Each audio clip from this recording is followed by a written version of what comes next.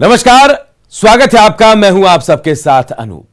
मानसूनी मौसम में बिहार तो हर साल ही पानी पानी होता है। इस बार झारखंड भी पानी पानी हो गया। झारखंड में बहने वाली नदियां उफान पर हैं और डैम के फाटक खोले जाने लगे हैं। हालात का अंदाजा इसी बात से लगा सकते हैं कि रांची के कई इलाकों में पानी भरा है। सड़क पर तो पानी है ही, लोगों के घरों में भी पानी घुस गया। वहीं बिहार के कुछ जिले अब भी बाढ़ से बेहाल हैं। बिहार और झारखंड में कहां पानी का कहर देखने को मिल रहा है, देखेंगे अपने खास कार्यक्रम पानी रे पानी में।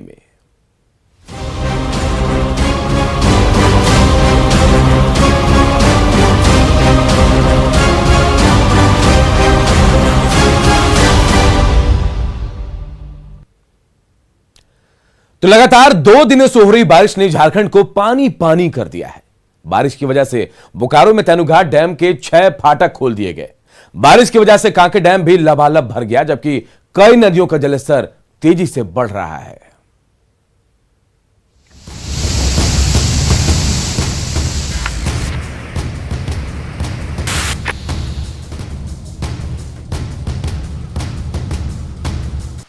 झारखंड को कई सालों बाद बारिश ने बेहाल किया है।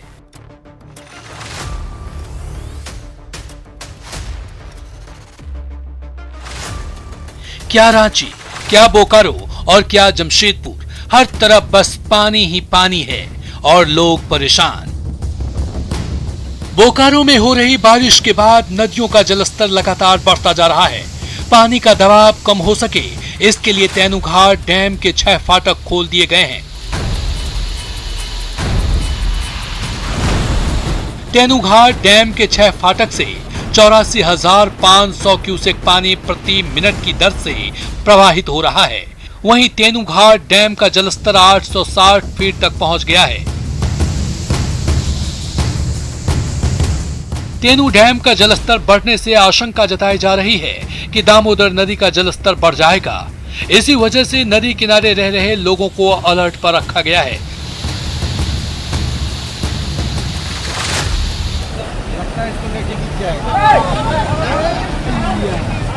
लगातार 2 दिनों से हो रही बारिश की वजह से कोयलांचल की लाइफलाइन माने जाने वाली दामोदर नदी उफान पर है।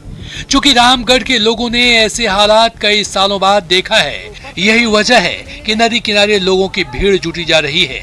हालांकि प्रशासन लगातार ये कोशिश कर रहा है कि लोग नदी के किनारे ना जाएं। बारिश की वजह से पतरातू डैम का जलस्तर भी 1331 आरएल पर पहुंच गया है, जो खतरे के निशान से ऊपर है।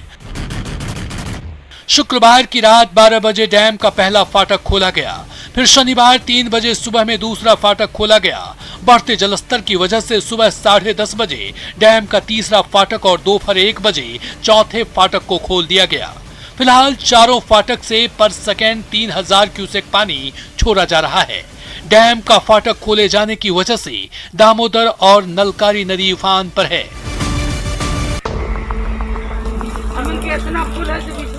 रामगढ़ में बाढ़ के हालात का अंदाजा इसी बात से लगा सकते हैं कि रजरप्पा के प्रसिद्ध सिद्धपीठ मां छिन्नमस्तिके मंदिर से सटे 2 कॉम्प्लेक्स में दामोदर नदी का पानी घुस गया है।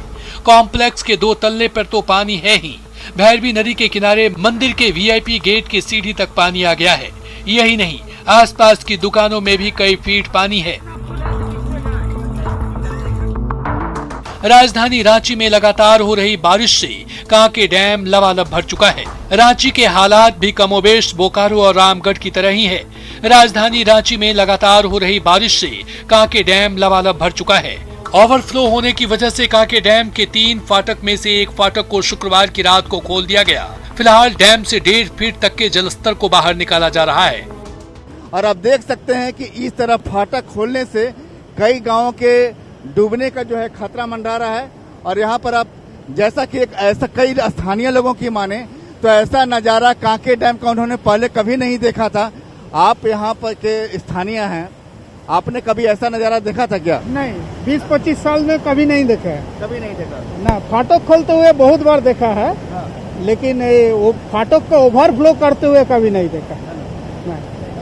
और जिस तरीके से फाटक खुला देखते हैं कि जब इस तरीके से पानी गिरता है बिल्कुल झरने की तरह, तो लोगों के देखने वालों की भीड़ भी यहाँ पर जुट जाती है। कुछ लोग स्थानीय हैं, बच्चे भी यहाँ पहुँचे हैं। तुम लोग यहीं के रहने वाले हो? हाँ जी। तो क्या कभी ऐसा देखा था कांके डैम में? नहीं, ये तो पहली बार ऐसा हो रहा है। और तुम कहाँ रहते हो? हम यही पास में बस्ती में। पास में? हाँ। तो तुम्हारे बस्ती में भी पानी पहुँचेगा क्या? हो सकता है शायद। है ना? तुम कहाँ रहते हो? हम हथिया गोना में रहते हैं। हम अगर हम लोग अभी ऐसा कभी नहीं सोचे थे कि एक दिन में पानी आके इतना भर जाएगा, लेकिन ऐसा पहली बार हुआ है। कांके डैम का फाटक खुलने से डैम के आसपास बसे कई गांवों के डूबने का खतरा बढ़ गया है। आसपास के लोग बता रहे हैं कि करीब 25 साल बाद ऐसे हालात बने हैं। कांके डैम से राजधानी रांची के करीब 20% इलाकों में जलापूर्ति की जाती है और यहीं से आपको राजभवन, मुख्यमंत्री आवास तक यहाँ जलापूर्ति की जाती है। और आप देख रहे हैं कि जिस तरीके से कांके डैम का जलस्तर इस बारिश में बढ़ा है और यहाँ जो है फाटक खोला गया है, बहुत ही आप नज़ारा कर सकते हैं, किसी झरने से कम नहीं है। और पानी लगातार गांव की तरफ बढ़ रहा है। हमारे कैमरामैन आपको दिखा रहे हैं, ये पानी जो बहता हुआ गांव की तरफ जा रहा है और कई गांव के डूबने का खतरा मंडरा रहा है। फिलहाल अभी एक ही फाटक खोला गया है, 1.5 फीट तक के जलस्तर को निकाला जा रहा है। लेकिन आप समझ सकते हैं कि बारिश का अगर यही हाल रहा और दोनों फाटक खोल दिए गए तो नज़ारा क्या होगा और आसपास के गांवों पर खतरा किस तरह मंडरा सकता है। लेकिन सबसे अच्छी बात है कि इस बार की जो बारिश है वो बारिश से राजधानी के तमाम डैम जो है का जलस्तर काफी, ये कह सकते हैं, लबालब भर चुके हैं और जल्द ही कई डैम के फाटक खोलने का अनुमान जताया जा रहा है। लगातार 2 दिन से हो रहे बारिश की वजह से जमशेदपुर में स्वर्णरेखा और खरके नदी का जलस्तर बढ़ गया है। अगर ऐसे ही बारिश होती रही तो निचले इलाकों में पानी घुस सकता है। यही नहीं, ओडिशा के डैम से पानी छोड़े जाने से हालात बेकाबू होने की आशंका जताई जा रही है। उड़ीसा के 2 डैम का भी फाटक थोड़ा थोड़ा खोल दिया गया है, जिसकी वजह से स्वर्णरेखा नदी का जलस्तर काफ़ी बढ़ गया है। फिलहाल निचले इलाकों में पानी तो नहीं गया है, लेकिन हाँ, खतरे के निशान से थोड़े ही ऊपर जलस्तर है स्वर्णरेखा नदी का, जो कि आज भी बारिश होते हुए मौसम दिख रहा है। लगातार बारिश से लोहरदगा में कोयल नदी का जलस्तर बढ़ गया है। वहीं सीटीओ पुल के ऊपर पानी आ जाने से लोहरदगा बेड़ो रांची मार्ग पर परिचालन बाधित हो गया है। ऐसे में प्रशासन बैरिकेडिंग पर लोगों को आने जाने से रोक रहा है। जिले की शंख और कोयल नदी के साथ दूसरी नदियां भी उफान पर है, जिसे देखते हुए प्रशासन लोगों से नदी और पुल के पास नहीं जाने की अपील कर रहा है। कल रात से भारी बारिश हो रही है, तो इसको देखते हुए हम लोग यहाँ पर बैरिकेडिंग कर लिए हैं। साथ ही बीएस कॉलेज के पास जो पिकेट है उसमें भी बैरिकेडिंग लगा हुआ है। सभी से अपील होगा तो कि अगर उनको आवश्यकता है तो इस मार्ग पर अभी ना आए और अगर लोहरदगा रांची जो मार्ग है उसका अनुसरण करें। अभी ये जब तक ये फ्लो है पानी का, ये मार्ग अवरुद्ध रहेगा। देवघर में बारिश के बाद हालात बदतर दिख रहे हैं। देवघर सारठ मुख्य मार्ग पर डहुआ पुल के पास विशनपुर डायवर्जन पर पानी भर गया है और पानी सड़क के ऊपर बह रहा है, जिसकी वजह से आवागमन बाधित है। यानी झारखंड का एक बड़ा इलाका बारिश से बेहाल है। अगर बारिश कुछ दिनों तक ऐसी ही होती रही तो हालात बिगड़ने लगेंगे और लोगों की परेशानी काफी बढ़ जाएगी। Bureau report, news 18।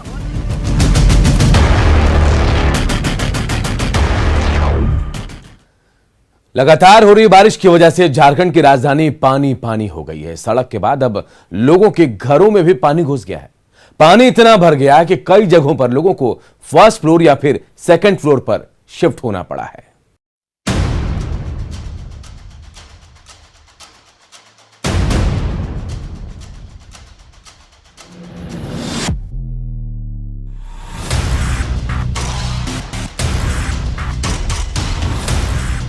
पानी में तैरती इन कारों को देखिए। ये कारों का स्विमिंग पूल नहीं, झारखंड की राजधानी रांची के अरगौड़ा स्थित एकलव्य अपार्टमेंट का कार पार्किंग एरिया है,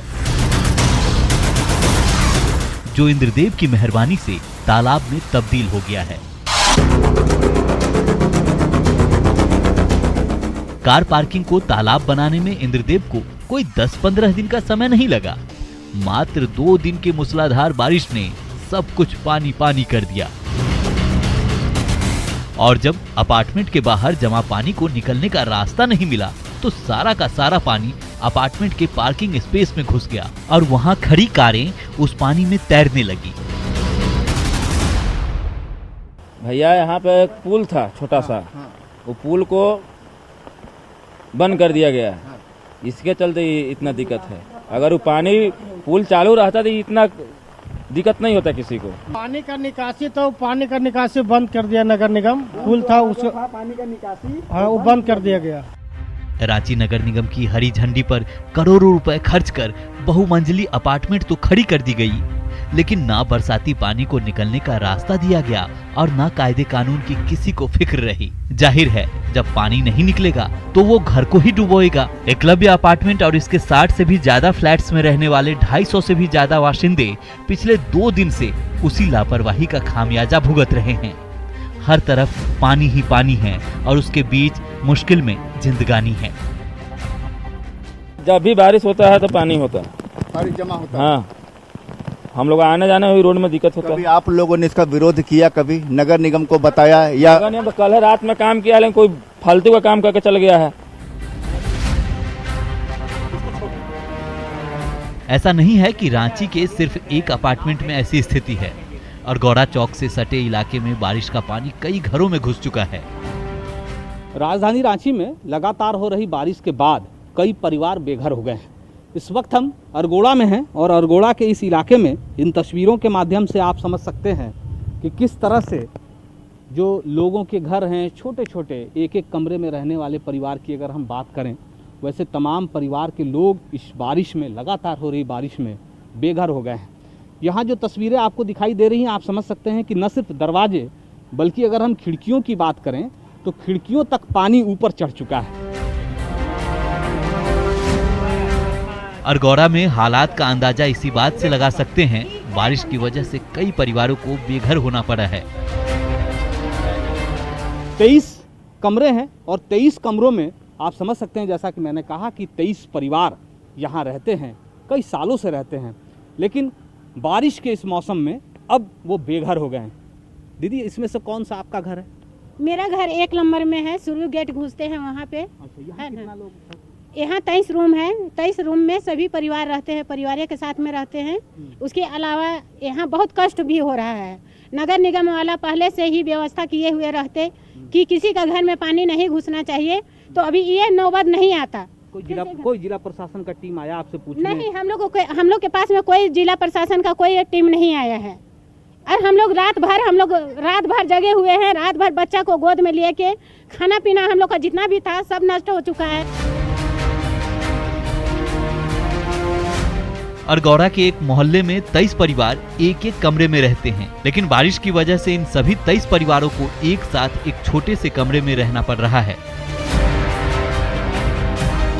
देखिए, ये जितने परिवार जो मैं कह रहा हूँ कि 23 परिवार की अगर हम बात करें, वो ऊपर की ओर जो दूसरा तल्ला है, उस तल्ले के एक रूम में उन्हें शिफ्ट किया गया है और वो जितना सामान बारिश के दौरान अपने साथ ला सकते थे उसी को वो ला पाए हैं। रात से कई ऐसे परिवार हैं जिनके बच्चों ने भोजन भी नहीं किया है। ये वो एक कमरा है, एक हॉल कह सकते हैं, जहाँ ये जो सामान आप देख रहे हैं वो सामान बताने के लिए काफ़ी है कि ये उन परिवारों के घर का सामान है जो पूरी तरह से पानी में डूब चुका है। 23 के करीब परिवार हैं, कमरे हैं, वहाँ इस वक्त सिर्फ और सिर्फ पानी है और जो सामान वो अपने साथ ला सकते थे वही ऊपर ला पाए हैं। ये किनके सामान है? ये मेरा सामान है आधा। आप बाहर जाके देखिएगा, यहाँ जो कि VIP रोड का गिनती में आता है। हाँ, VIP रोड का गिनती में आता है, यहाँ सरकार चलता है, लेकिन यहाँ सरकार क्या करता है? हम लोग के लिए कुछ करता है? आज एक एक गर्दन में पानी में हम लोग डूब गए हैं, बाल बच्चा को लेके अभी एकदम माने कुत्ता बिल्ली के जैसा हम लोग जी रहे हैं। बेघर होने को मजबूर इन लोगों के अंदर नगर निगम को लेकर बहुत गुस्सा है। ये गुस्सा जायज भी है, क्योंकि नगर निगम ने अगर समय पर नालों को साफ करा लिया होता तो शायद इन लोगों को इतनी परेशानी नहीं होती। 2017 में हम लोग ऐसे ऊपर में आके बिना खाए रह गया, 1 सप्ताह रह गया, लेकिन कुछ नहीं आया। और आज ऐसे भी आज हो गया, आज तो और मुश्किल है। सुबह में क्या ये क्या खा रही है दीदी आप? ये हाथ में ब्रेड पेट खा रहा है, पेट खाने का चीज कहाँ से? सब डूब गया तो खाने का चीज खाएंगे कैसे? चाल दाल सभी तो पानी के अंदर में है।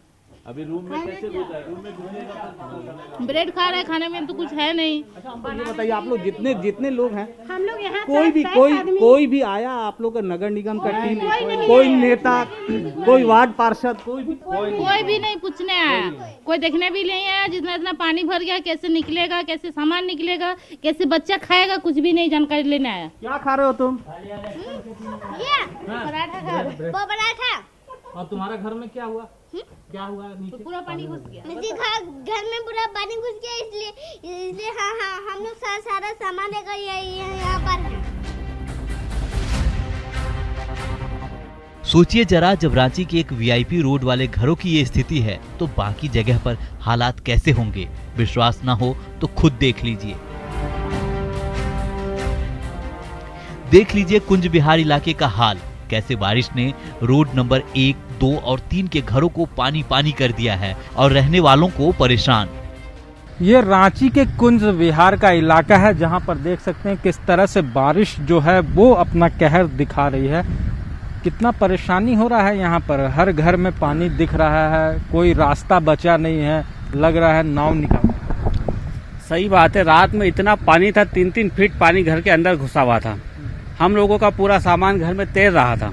अभी आप जाके देखिए, पूरा घर में सामान तैर रहा है, बिस्तर, खाने का सामान, राशन सब गीला हो चुका है। बहुत दिक्कत है, बहुत ज़्यादा दिक्कत है। तो ये स्थितियां हैं इस कुंज विहार इलाके की। कहा जाए तो एक पॉश इलाका है, जहां पर लोग जो है वो घर लेकर यहाँ पर सुख चैन की जिंदगी जीने को बेताब थे, लेकिन जब से घर ली है परेशानी का सबब बन गया है, क्योंकि इलाके में नगर निगम ने उदासीन रवैया दिखाया है और उसी वजह से यहाँ पर लोग जो भी रह रहे हैं वो बारिश के मौसम में, खासकर अगर ज़्यादा बारिश हो तो अपने घरों में ही कैद हो जा रहे हैं, वहाँ से निकल नहीं पा रहे हैं। देख सकते हैं बड़ी गाड़ियाँ हों वो भी यहाँ पर पूरी तरह से परेशान लोग हैं, किसी तरह से घरों से निकल तो रहे हैं लेकिन कहा जाए तो कोई काम नहीं कर पा रहे हैं और बुरी तरह से इस बारिश में, आफत की बारिश में फंस चले हैं। बारिश ने रांची के आम लोगों के इलाकों को तो प्रभावित किया ही है, जिधर से राज्य के खास लोग आते जाते हैं उसको भी पानी पानी कर दिया है। इस वक्त हम हरमू बाईपास रोड पर खड़े हैं, मतलब इसी रास्ते से होकर अगर आप झारखंड विधानसभा जाएं, झारखंड मंत्रालय जाएं, बात मुख्यमंत्री की हो या मुख्य सचिव की हो, इसी रास्ते से सबका आना जाना होता है। लेकिन तस्वीर क्या है वो आपके सामने है। आप देख सकते हैं कि किस तरह से सामने सड़क पर पानी आ जाने की वजह से लोग जान जोखिम में डालकर इस रास्ते से आना जाना कर रहे हैं, चाहे वो 4 पहिया वाहन की बात करें, 2 पहिया वाहन की बात करें। ये जो सामने जो तस्वीर आपको दिख रही है, ये बताने के लिए काफ़ी है कि लोग किस तरह से रांची के अंदर आना जाना कर रहे हैं। ये राजधानी की तस्वीर है और ये देखिए गाड़ी उस पानी के बीचों बीच फंस चुकी है और इसी की वजह से ये जो रास्ता है इसे बैरिकेड किया गया है। आप देख सकते हैं कि किस तरह से सहूलियत के लिहाज से जो ट्रैफिक पुलिस है उसने इस पूरे रास्ते को बैरिकेड कर दिया है ताकि लोगों को परेशानी ना हो, लोग इस पानी में आने जाने के दौरान फंसे नहीं। लेकिन लोग भी मानने को तैयार नहीं हैं।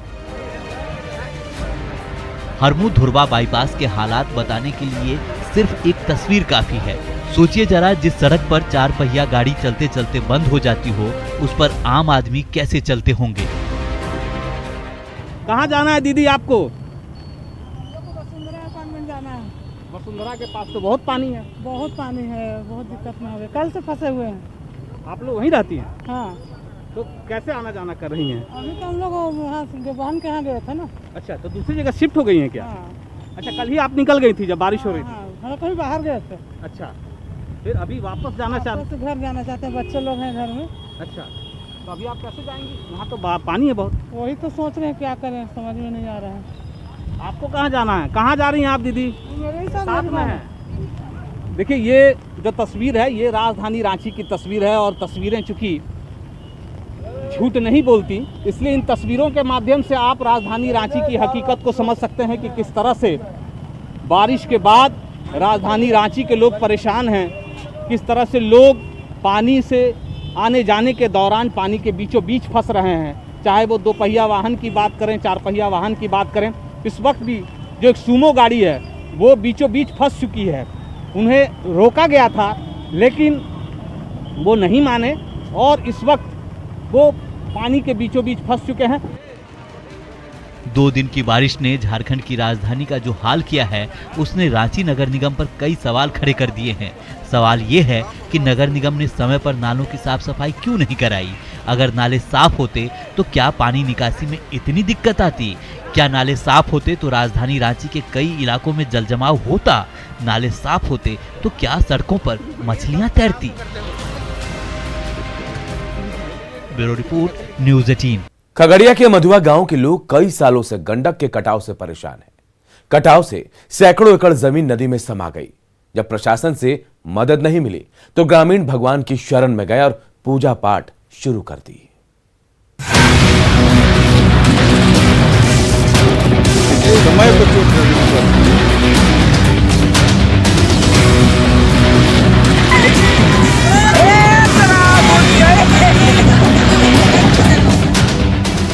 कहते हैं आपदा और विपदा में स्वतः ही भगवान की याद आती है। खासकर ग्रामीण इलाकों में लोग कष्ट से छुटकारा हो या फिर मन्नत, भगवान को याद करते हैं। खगड़िया के मथुआ गांव के लोग भी आजकल यही कर रहे हैं। वजह है बाढ़, बारिश और कटाव। फिलहाल बाढ़ की वजह से लोगों की परेशानी बढ़ी हुई है। नदी के कारण हो रहे कटाव की वजह से ग्रामीणों की सैकड़ों एकड़ जमीन नदी में समा गई है। हालात का अंदाजा इसी बात से लगा सकते हैं कि गांव के अस्तित्व पर खतरा मंडराने लगा है। अभी हम खड़े हैं खगड़िया सदर प्रखंड के मधुआ गांव में, जहां पर कि आप देख सकते हैं कि यहां जो खेती युक्त जमीन है वो कटकर नदी में विलीन हो चुका है और जो नदी की धारा है वो मधुआ जो गांव का जो बांध है वहां तक पहुंच गया है। ग्रामीणों का साफ तौर पर कहना है कि यदि कटाव निरोधी कार्य जल्द नहीं शुरू की जाती है तो बांध के भी अस्तित्व पर खतरा मंडरा सकता है। ग्रामीण कटाव रोकने के लिए प्रशासन से कई सालों से गुहार लगा रहे हैं, लेकिन प्रशासन से अब तक कोई मदद नहीं मिली। पहले सर जो है सो बहुत दूर थी नदी जो है सो, उसके बाद धीरे धीरे करते करते जो है सो अब सट गया है बांध में।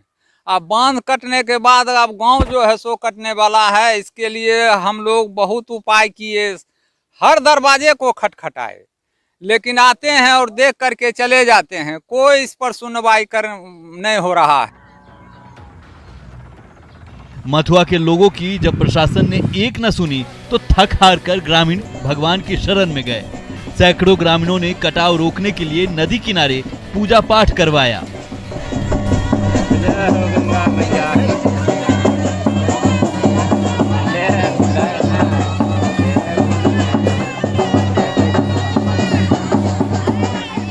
ढोल और बाजा बजाया गया।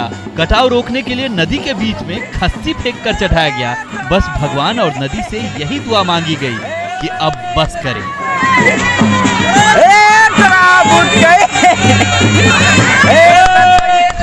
पाठी चढ़ाल गेले गंगा माई के, गंगा माई के भगवान पर सुपुर्द कर दिलिए है ना। एकरा बक्सीन या छोड़ीन, कोई एमएलए मुखिया के भरोसा नहीं कोई एसडीओ ओवरसियर के। सब अफसर आबै छे घूर के कहै छे अभी कुछ नहीं होगा। यह बात से अब गंगा माई के छोड़ दिलिए, ईश्वर पर ध्यान देकर पाठी और चढ़ाई कर।